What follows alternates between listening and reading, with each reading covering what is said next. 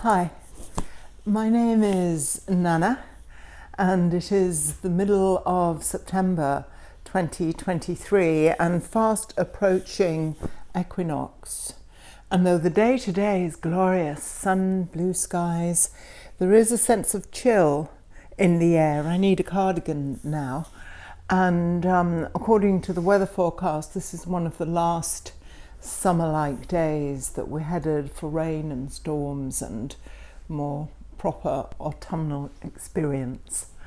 Meanwhile, I'd like to read you a poem today called A Morning Garden in September, morning, start of the day, a morning garden in September. And when I read it to Yvonne, she said, "That's the poem." And so I said, "Yeah, okay, all right, we'll read that." And so I will shortly. And I wrote it at the start of the month, sitting on the deck in the garden.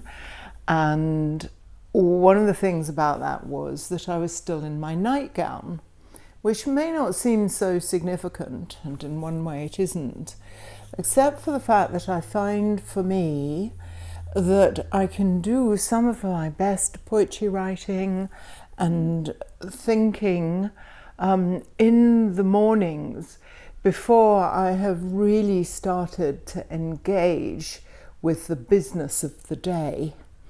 And that's often symbolized to me by not being dressed in the garb that engagement with the day requires, and which can somehow be a bit more protective and a bit more defended. And I'd like to suggest, and you can see if this resonates, that it's important to have times and moments in one's life where it's safe to not be defended, where it's safe to let down and connect with the dream space and with your imagination and with your feelings, and to process if there's grief or wound or anger that you need to be aware of. So it's about allowing yourself time for yourself before being in a mode of responding to what the world seems to be requiring endlessly of us. And the other theme in this poem is one I think is potent, and it's about rest.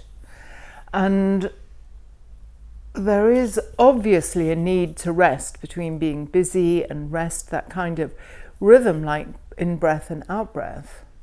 And definitely there's a need for vegging out and just watching something silly on television or whatever it is that just allows the nervous system to calm down and rest and relax. That's really important. However, I'd like to suggest that there may also be another form of rest which is just as important, and that is coming to rest more deeply within oneself.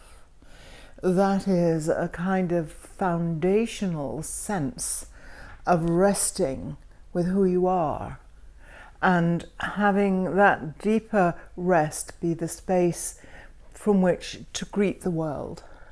And I think that that form of rest, and I don't always inhabit it, I can be besieged and taken away and speeded up, but that deeper rest I think is really, really crucial. It's where the soft voice of the soul can be heard and where wisdom can be found. And so I would also like, if I could, and if it resonates with you, to encourage that moments of rest or environments or moments that invite that deeper form of rest to be present with you, they may be really crucial. And as things speed up and as we're all back at work and all the rest of it and all the intensities continue, it may be more important to, within the space of any day, even if it's just for a few minutes, to give oneself that chance. Breathe deeply and rest in oneself. So those are the themes of this poem. today, and I think there's nothing better to do than read it to you right now. So this is a morning garden in September. The morning garden is all a sparkle, it's all a sparkle. Grasses and leaves adorned with shimmering droplets in the wake of yesterday's rain.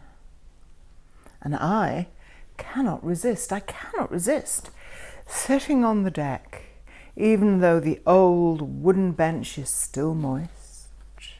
I have a cushion as a buffer and a cardigan over my nightgown to protect me from the little breeze. Meanwhile, the fountain tinkles merrily, reminding me to stay connected to the flow. Not so much the mind, with its worries, besiegements, and its fears. More a being with the current and coming to rest, at least for a moment, in something deeper and more sustaining than all that agitation. Like the simple joy of being on the deck of a warm September morning, all a sparkle.